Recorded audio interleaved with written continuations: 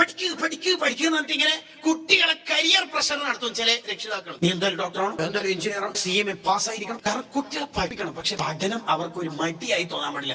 2 ദിവസത്തെ വെക്കേഷൻ കിട്ടുമ്പോൾ കൂട്ടനെ തുടങ്ങും. വെക്കേഷൻ ക്യാമ്പിലേക്കോ കോളേജിലേക്കോ കമ്പ്യൂട്ടർ കോഴ്സിലേക്കോ ഒന്ന് പറയാം, കുറച്ചൊക്കെ കുട്ടികളെ കളിക്കാനൊക്കെ വിടണം, കുറച്ചൊന്ന് റിലാക്സ് ആവണം കുട്ടികൾ. അത് വേണം. കരിയർ പ്രഷർ ഇപ്പോഴത്തെ കുട്ടികൾ നേരിടുന്ന ഒരു പ്രശ്നം. അതുകൊണ്ടാണ് ഒരു കുട്ടി 10ാം ക്ലാസ്സിലേക്ക് പാസ്സായി എന്ന് ചോദിക്കാം. ഫാത്തിമ ഓള് ബാത്റൂമിൽ പോയിട്ട് ഓളോടുത്ത് ഓൾക്ക് ഒന്നുമില്ല, ചെറിയ വസ്വാസമായിട്ട് പിന്നെ ഓളോടുത്ത് അല്ലെങ്കിൽ ടോയ്ലറ്റ് പോയിട്ട് മൂത്രയിക്കുമ്പോ പിന്നെ എന്തോ ഒരു വേദന, അങ്ങനെ എന്തോ ഒരു 5 മിനിറ്റ് ഡിലേ ആയി. അന്നേരം ഉമ്മ SLC ഓർമ്മയാണ്. ഓക്കെ, കുട്ടി എന്തോ ഒന്ന് ഇന്നലെ രാത്രി കുറച്ചധികം പഠിച്ചിട്ട് ഉറങ്ങിപ്പോയിട്ട് ഇങ്ങനെ സാധാരണ 5:30 അല്ലെങ്കിൽ 4:30 എണീക്കുന്ന കുട്ടി 5:35 4:35 ബാത്തി എണീച്ചിട്ടില്ല, SLC എന്നൊരു ഈ കുട്ടീനെ വിചാരിക്കും 9 തോറ്റാൽ മതിയേനും. ഇതെന്താ അനങ്ങാൻ വിടാത്ത? കുട്ടികൾക്ക് സ്വപ്നം കാണാനൊക്കെ പഠിപ്പിക്കണം. പക്ഷെ സ്വപ്നം കാണാനും നല്ല തന്നെ പറക്കണത് ചിറകും വേണം. പോത്ത് വിചാരിക്കുന്നൊക്കെ പറക്കണോ? നടക്കൂല. എത്ര വലുതായാലും നടക്കൂല. പുഴു വിചാരിക്കുന്നത് നാളെ പൂമ്പാറ്റ തരുമ്പോ നാളെ ചിറക് വരുന്നതിന് മുമ്പ് നാളെ മുതൽ പറക്കണം. അതിന് നടക്കും.